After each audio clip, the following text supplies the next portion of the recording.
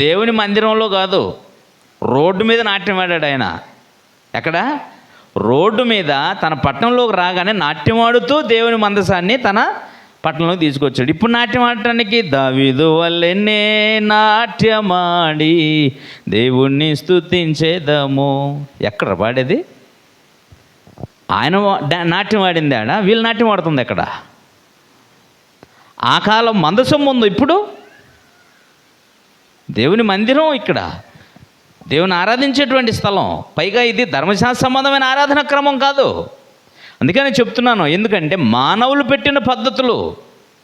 ఎవరో ఒక సంస్థ సంఘాన్ని స్థాపించారంటే ఆ సంఘం పెద్ద ఏ పద్ధతి పెట్టి ఉంటాడో, ఆయనకు అందినంత మటుకు ఏదో ప్రజల క్రమంలో నడిపించడానికి వాళ్ళ పద్ధతిని వాళ్ళు ఏదో పెట్టేసి ఉంటారు. అదే పరిపూర్ణమైనటువంటి ఆరాధన క్రమం అని బైబిల్తో సంబంధం లేకుండా చేసేటువంటి ఆరాధన వాక్య విరుద్ధమైన ఆరాధన. ఏ ఆరాధన క్రమము, సంఘ నిర్మాణం యొక్క నమూనా ఉంది బైబిల్లో, ప్రార్థన చేసే నమూనా ఉంది బైబిల్లో, దేవుని ఆరాధించే నమూనా ఉంది బైబిల్లో, సువార్త ప్రకటించిన నమూనా ఉంది బైబిల్లో. అంటే ఆల్రెడీ మోడల్ ఉంది బైబిల్లో, మాదిరి ఉంది బైబిల్లో. దీన్ని విడిచిపెట్టేసి ఎవరెవరో చెప్పింది ఒక కొత్త బోధకుడు వెలిశాడు అని అంటే వాడు ఒక పద్ధతి పెట్టేస్తాడు. ఆ పద్ధతిని బట్టి గొర్రెల్లాగా ప్రజలు ఆరాధించడానికి వెళ్తున్నారు. ఏంటిదంతా అంటే, ఇక్కడ ఎవడు కొత్తోడు పుడితే కొత్తోడు పెట్టిన ప్రతి పద్ధతిని అనుసరించిపోవటానికి గల కారణం, ఒకే ఒక కారణం ఏంటో తెలిసినా? బైబిల్ని క్రైస్తవులు చదవకపోవటం రెండవది. అది మొదటిది. రెండో విషయం ఏంటంటే, బైబిల్ని చదివే విధానము కూడా తెలియకపోవడం. బైబిల్లో నాట్యం ఉంటే చాలు నాట్యం, సంగీతం ఉంటే చాలు సంగీతం, వాయిద్యం ఉంటే చాలు వాయిద్యం. ఇలాగ తయారైపోయారు. నువ్వు ఏ నిబంధన సంబంధివి? దేవుడు కోరిన ఆరాధన ఏంటి? ఇవన్నీ కూడా ఇక్కడ ఎవరు పరిశీలించే పరిస్థితిలో లేరు. అందుకని అందరూ చేస్తుందంతా కూడా మ్యాక్సిమము వ్యర్థమైన ఆరాధన, లేకపోతే స్వేచ్ఛ ఆరాధన. ఎవడికి ఇష్టమైన పద్ధతి, మా సంఘంలో ఇట్లే చేస్తామబ్బా, చేసుకొని చావు. మరి దేవుడికి ఎందుకు అక్కడ? మీకు నీ ఇష్టమైనట్టుగా చేసేది ఆరాధన కాదు. ఎవరైనా ఆరాధన చేస్తే ఎలా చేయాలో తెలుసా? యేసుప్రభు వారు చెప్పారు. ఏమని? యథార్థముతో ఆరాధించువారు ఆత్మతోనూ సత్యముతోనూ ఆరాధించవలెను. ఇక్కడ ఆరాధించటానికి ప్రత్యేకమైన స్థలం చెప్పలేదు యేసుప్రభు వారు అక్కడ. ఎందుకంటే ఆ స్థలాన్ని అక్కడే చెప్పేశాడు. సమరయ స్త్రీతో ప్రభు మాట్లాడుతున్నప్పుడు అంతకుముందు ప్రవక్తలు ఆమెతో మాట్లాడిపోయారు. ఏమని? అమ్మా, ఆరాధించే స్థలం ఇది కాదు, యెరూషలేము దేవాలయం ఉంది, యెరూషలేము దేవాలయంలో దేవుని ఆరాధించాలని అంతకుముందు ప్రవక్తలు వాళ్ళ దగ్గరికి వెళ్ళిన ప్రతిసారి చెప్పారు. కానీ వీళ్ళు ఏం చేశారు? గెజిరిన కొండ మీదనే ఒక పెద్ద మందిరం కట్టుకొని అక్కడే ఆరాధన చేస్తున్నప్పుడు ప్రభువు చెప్పాడు, ఈ పర్వతం మీద ఆరాధన చేయరు, యెరూషలేములో కూడా దేవాలయంలో కూడా ఆరాధన చేయరమ్మా అన్నాడు. మరి ఎక్కడ ఆరాధన చేయాలో చెప్పాడా? చెప్పలేదు. కానీ ఎలా ఆరాధించాలో మాత్రం చెప్పాడు. తండ్రి ఎలాంటి ఆరాధన చేయాలని కోరాడు కూడా స్పష్టంగా చెప్పాడు. అందుకని యథార్థముతో ఆరాధించువారు ఆత్మతోనూ సత్యముతోనూ ఆరాధింపవలనని తండ్రి కోరుతున్నాడు. ఆరాధన ఎవరికి చేయాలో యేసుప్రభు వారు స్పష్టంగా చెప్పేశారు. బాబా, ఆరాధన కోరింది ఎవరు? తండ్రి అయినా దేవుడు అని. తండ్రి ఆరాధన కోరాడు. ఎలా చేయాలి? యథార్థ హృదయులై చేయాలి. రెండో విషయం ఏంటి? ఆత్మతో సత్యంతో చేయాలి. ఇప్పుడు ఆత్మతో సత్యంతో ఆరాధించడం అంటే, ఆత్మతో సత్యంతో ఆరాధించడం అంటే, ఆత్మతో ఆరాధించడం అంటే ఫిలిప్పీ పత్రిక అనుకుంటాను 3వ అధ్యాయము 2వ వచనాన్ని చూడండి. 3:3 ఫిలిప్పీ 3:3 ఎందుకనగా శరీరమును ఆస్పదము చేసుకొనక దేవుని యొక్క ఆత్మ వలన ఆరాధించుచు అన్నాడు. ఇక్కడ దేవుని ఆరాధించేవాడు శరీర సంబంధిగా సున్నతి, అక్కడ శరీర సంబంధమైన విషయం ఎందుకు చేర్చాడంటే, ఇక్కడ ఆయన కింద చెప్పినటువంటి విధానంలో ఇశ్రాయేలీలు భౌతికమైన సున్నతిని పాటించి ఆ సున్నతి సంబంధమైన ఆ శరీర సంబంధమైన ఆరాధన చేసి తాము గొప్ప ఆరాధన చేసాం అనుకున్నారు. కానీ ఇప్పుడు చేసేటువంటి ఆరాధన శరీర సంబంధమైంది కాదు. ఇప్పుడు చేసే ఆరాధన శరీరమును ఆస్పదం చేసుకోకూడదు. ఆరాధించే వాళ్ళు మేము నిజదేవుని ఆరాధన చేస్తున్నామని దేన్ని బట్టి? దేవుడు చెప్పిన దాన్ని బట్టి కాదు వాళ్ళు ఆరాధన చేసింది. మేము ఇశ్రాయేలీలం, మా పితరులు ఇశ్రాయేలీలు, మా పితరులు ఇశ్రాయేలీలు, యూదులు. కాబట్టి మాకు ఒక క్రమం ఉంది, మాకు ఒక పద్ధతి ఉంది. ఈ మత సంబంధమైన ఆరాధన చేశారు. కాబట్టి ఆయన చెప్పాలనుకుంది ఏమిటంటే, శరీరమును ఆస్పదం చేసుకొనక. ఇక్కడ శరీర సంబంధులు ఒకప్పుడు ఏం చేశారు? లేవి వంశస్థులు శరీర సంబంధులే కదా. ఆ ముగ్గురు, ఆ లేవి కుమారుల్లో ఉన్నటువంటి వారు గెర్షోనీలు బల్లర్పించాలి, కహతీలు మెరారీలు పాటలు పాడాలి, సంగీత వాయిద్యాలు వాయించాలి. ఇది వాళ్ళకున్నది. భౌతికమైన బంధాన్ని బట్టి ఆరాధన చేశారు వాళ్ళు. ఇక మిగతా ప్రజలందరూ కూడా శరీర సంబంధం బలులు తీసుకొచ్చేసి బలులు చేయటం, అందరూ ఆరాధన చేసి అందరూ మోకరించినప్పుడు మోకరించడం, నమస్కరించడం, నిలబడ్డప్పుడు నిలబడటం, ఇలాంటి కార్యక్రమాలు చేసేసి వెళ్ళిపోయారు. ఇక్కడ ఏం చెప్తున్నాడంటే, శరీరమును ఆస్పదం చేసుకొనక దేవుని యొక్క ఆత్మ వలన ఆరాధించుచు అన్నాడు. కాబట్టి దేవుని ఆత్మ వలన ఆరాధించడం అంటే, దేవుని ఆత్మ అంటే ఎవరు? పరిశుద్ధాత్ముడు. బైబిల్లో పరిశుద్ధాత్మ గల పేర్లు దేవుని ఆత్మని, పరిశుద్ధాత్మని, క్రీస్తు యొక్క ఆత్మని, సత్యస్వరూపైన ఆత్మని, ఇలాగా యెహోవా యొక్క ఆత్మని, రకరకాల పేర్లు ఉన్నాయి బైబిల్లో. కాబట్టి దేవుని ఆత్మ అంటే పరిశుద్ధాత్మ. పరిశుద్ధాత్మతో ఆరాధించమని తండ్రి కోరుతున్నాడని యేసుప్రభువు వారు చెప్పారు. అర్థమైందా మీకు? జాగ్రత్తగా చూడగలిగితే ఇప్పుడు ఆత్మతో ఆరాధించటం అంటే పరిశుద్ధాత్మను పొందినవాడు. ఎవరు పరిశుద్ధాత్మను పొందగలరు? బాప్తిస్మం పొందినవారు. బాప్తిస్మం పొందటం అంటే తెలుసా? బాప్తిస్మం ఎలా పొందాలో తెలుసా? బాప్తిస్మం ఎందుకు పొందాలో తెలుసా? చూడండి, ఎన్ని క్వశ్చన్స్ రేజ్ అవుతున్నాయో చూడండి. బాప్తిస్మానికి అర్థమే తెలియదు. బాప్తిస్మాలు ఎన్ని రకాల బాప్తిస్మాలు ఉన్నాయి బైబిల్లో? మీరు పొందిన బాప్తిస్మం ఏది? ఆ బాప్తిస్మంలో అసలు పరిశుద్ధాత్మ కొరకు బాప్తిస్మం పొందాలని జ్ఞానం ఉందా? పరిశుద్ధాత్మను ఎడ పొందారు, ఎలా పొందారు, అసలు ఆయన గురించిన సత్యం తెలుసా? పరిశుద్ధాత్మ గురించి తెలియకుండానే బాప్తిస్మం, క్రీస్తుని గురించి తెలియకుండానే బాప్తిస్మం, తండ్రిని గురించి తెలియకుండానే బాప్తిస్మం, సంఘం గురించి తెలియకుండానే బాప్తిస్మం. ఏమి ఎటపడితే అట్లా ఆరాధన చేసి బాప్తిస్మం పొందేసి మేము పరిశుద్ధాత్మను పొందాం. అసలు పరిశుద్ధాత్మ గురించి ఉంటే ఏం చేస్తాడో చెప్పండి. పరిశుద్ధాత్మ లోపల ఉంటే ఏం చేస్తాడో చెప్పండి. ఎవరైనా అడిగి చూడండి. ఇదంతా కూడా విద్యా విహీనత, అంటే దైవికమైన విద్య లేని వాళ్ళు చేసే వింత చేష్టలు. పరిశుద్ధాత్మతో ఆరాధించటం అంటే పరిశుద్ధాత్మను ఏమేమి చేస్తాడు? పరిశుద్ధాత్ముడు వాక్యం బోధిస్తాడు. బోధించినప్పుడు ప్రతి ఒక్కరిని ఏం చేస్తాడు? ఒప్పిస్తాడు. పరిశుద్ధాత్ముడు వాక్యానుసారంగా పాటలు పాడతాడు. ఏం చెప్పాడు పౌలు గారు? 13వ అధ్యాయం 14వ అధ్యాయము కొరింథీ మొదటి పత్రికలో, నేను ఆత్మతో పాడుదును మనసుతోనూ పాడుదును, ఆత్మతో ప్రార్థన చేతును మనసుతోనూ ప్రార్థన చేస్తాను. ఎంత స్పష్టంగా చెప్పాడు. వచనం ఎంత? 14వ అధ్యాయము 15వ వచనం కొరింథీ పత్రికలో. కాబట్టి పరిశుద్ధాత్మను పొందినవాడు ఆత్మపూర్ణుడే పాడతాడు, గెంతడు, ఎగరడు. పరిశుద్ధాత్మ పూర్ణుడైన వాడు ప్రార్థన చేస్తాడు, పిచ్చి భాషలు మాట్లాడాడు. అక్కడ లేదు అలాగా పిచ్చి భాషలు మాట్లాడటానికి. ఆత్మతో ప్రార్థన చేస్తాడు. ఆ ప్రార్థన ఎంత ఫలవంతంగా ఉంటుంది, ఎంత అర్థవంతంగా ఉంటుంది, దేవుడు వినగలిగేటట్టుగా ఉంటుంది. బైబిల్లో బోల్డ్ మంది ప్రార్థనలు చేశారు. నువ్వు కొత్తగా ప్రార్థన క్రియేట్ చేయాల్సిన అవసరం లేదు ఎవడు కూడా. బైబిల్లో ప్రార్థన చేసిన వాళ్ళు ఉన్నారు. దేవుని ఆరాధించడానికి వచ్చినప్పుడు వాళ్ళు చేసిన ప్రార్థనలు ఉన్నాయి. దేవుడికి ఏదో తెలుగు భాష అర్థం కాదని పిచ్చి భాషలన్నీ మాట్లాడేసి దేవదూతల భాష అని పేరు పెట్టి ఆరాధన చేసేవాడు ఇంకొకడు, ప్రార్థన చేసేవాడు ఒకడు, పాటలు పాడేటవాడు కూడా, గెంతేవాడు ఒకడు. ఇక అంతకుముందు వీళ్ళు పెంతెకొస్తేలకు పాపం వాళ్ళు కేవలము ఆరాధనలో మాత్రమే పాట, సంగీతం, సౌండ్ బాగా పెట్టుకొని మాత్రమే గెంతు మోకాళ్ళ మీద ఉండి, చేతుల మీద ఉండి, కాళ్ళ మీద ఉండి ఎగిరి ఇల్లు చేస్తుంటే ఒకడేమో ఏకంగా స్టేజ్ మీద ఎక్కడం మొదలెట్టాడు. పాపం అంతకుముందు అది లేదు. పాపం పెంతెకొస్తు వాళ్ళు ఏదో వాళ్ళ సంఘంలో మాత్రమే పాట బాగా స్పీడ్గా పెంచుకొని, సంగీతం బాగా వాయించుకొని, మైక్ బాగా సౌండ్ పెట్టుకొని ఎగిరెగిరెగిరి పాట అయిపోగానే సైలెంట్గా కరెంట్ పోయినట్టుగా సైలెంట్గా అయిపోవాలి. ఇప్పుడు వాడేం చేశాడు? ఆరాధన అంటే ఇదేంది, మేము స్టేజ్ ఎక్కిస్తాం ఇలాంటి ఆరాధన చెప్పేసి వాడు పిచ్చి పాటలు పాడుకుంటా, డిస్కో లైట్లు పెట్టేసి డిస్కో డ్యాన్స్లు వేసుకుంటూ, డ్యాన్స్ చేయకూడదని ఎక్కడున్నాడు? ఏదన్నా ఎవరు? నో రాజప్రకాష్ వాళ్ళు బచ్చగాడు. రాజప్రకాష్ కాదు, వీళ్ళకి తండ్రి శ్యామ్ కిషోర్ ఇతని కొడుకు. వాడు నెత్తి ఏందో, వాడి కటింగ్ ఏందో, వాడి గెంతటం ఏందో, వాడు ఇట్ట అంటాడు అంతే, హీరోలాగా ఇట్ట అంటాడు.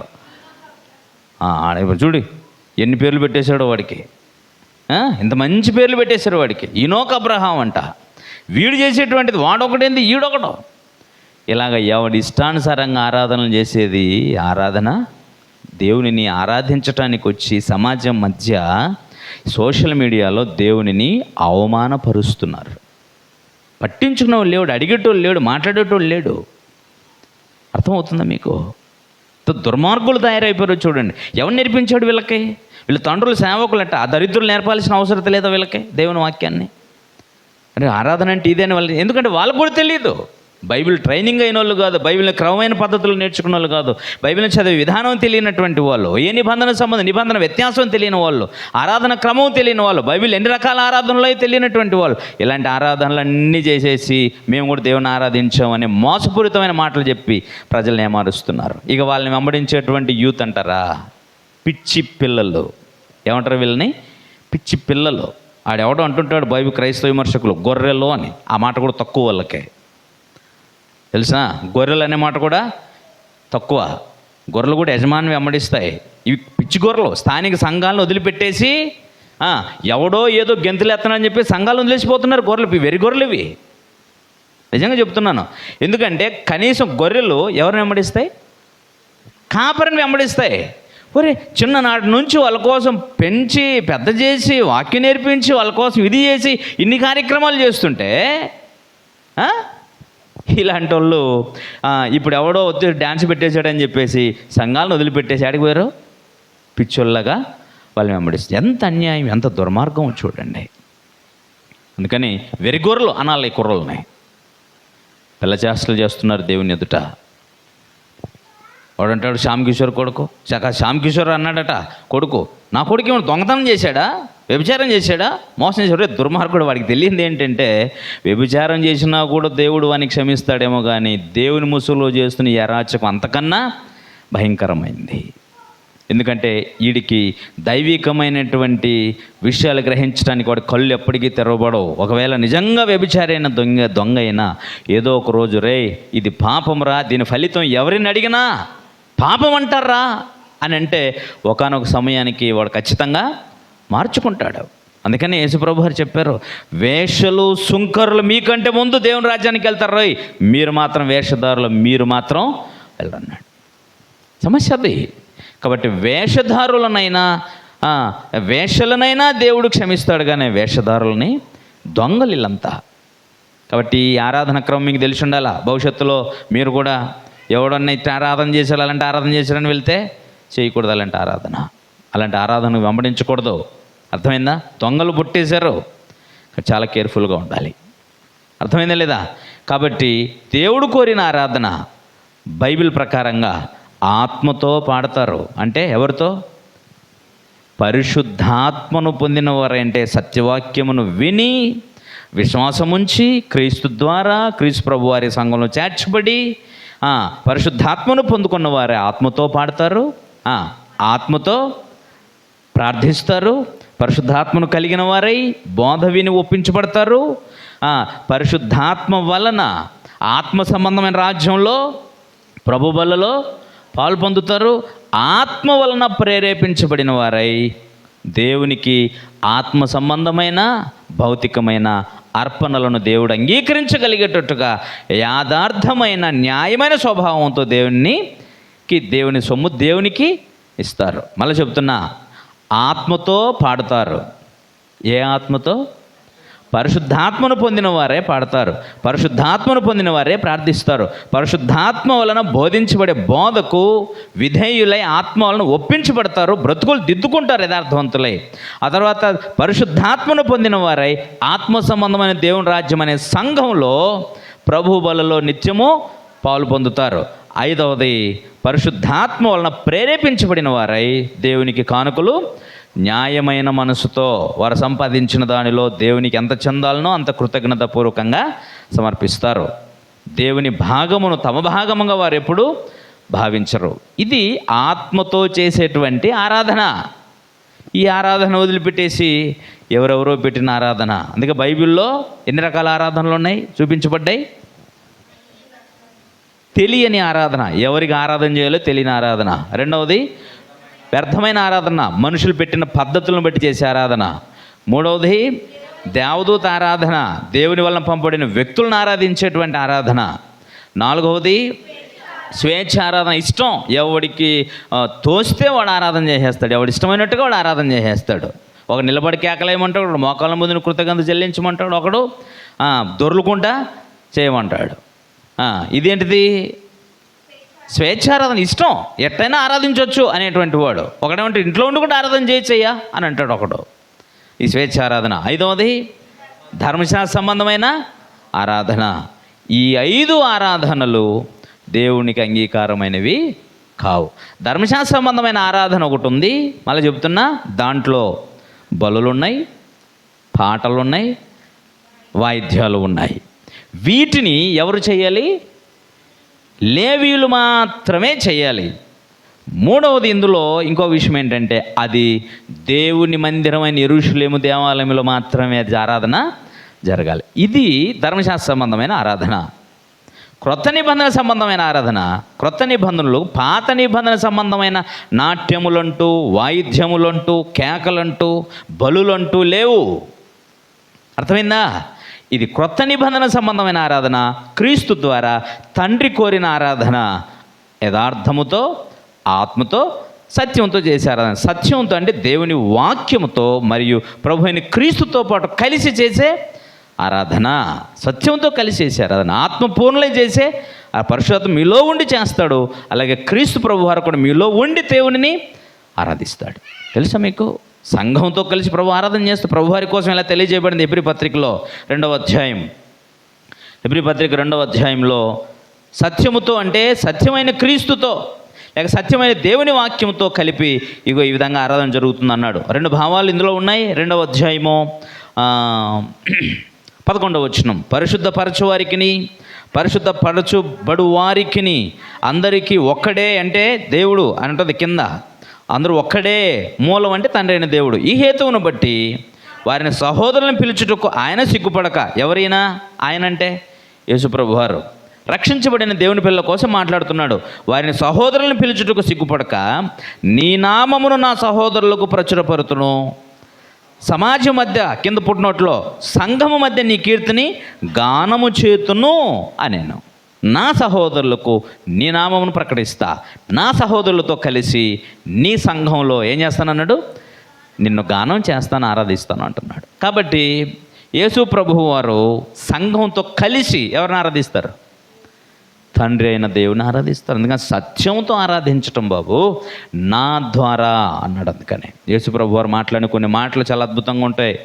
పునరుత్థానమును జీవమును నేనే అని చెప్పాడు యేసు ప్రభు వారు. నీకు జీవం రావాలంటే నేనే అన్నాడు. ఇప్పుడు నువ్వు తండ్రిని ఆరాధించాలి, నీకు ఎవరు ఉండాలి? మధ్యవర్తిగా క్రీస్తు ఉండాలి. అదే కాదు, నీతో పాటు ఇంకెవరు ఉండాలి?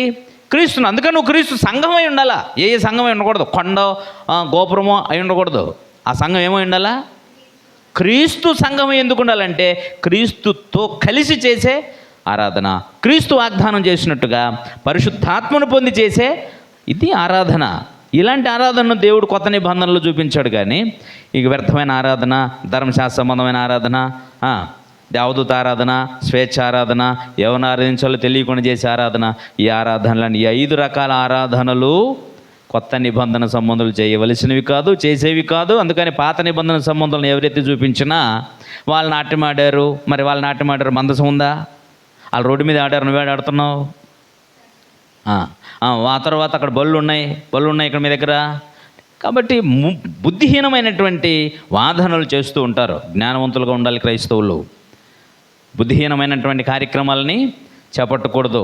బుద్ధిహీనుల మాటలకి మీరు తలొగ్గనే కూడదు. జ్ఞానవంతులు అవ్వాలి. పవిత్రమైన ఆలోచనలతో ఏమి చూసినా కూడా, మళ్ళీ చెప్తున్నా, ఏం చూసినా కొలమానం ఎక్కడ చూసుకోవాలి? మీ మాదిరిని ఏడ చూస్తారు? నమూనాని ఏడ చూస్తారు? బైబిల్లో చూడాలి.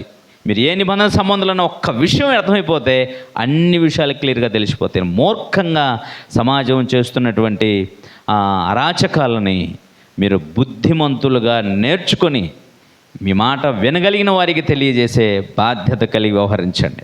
ప్రార్థించుకుందాం.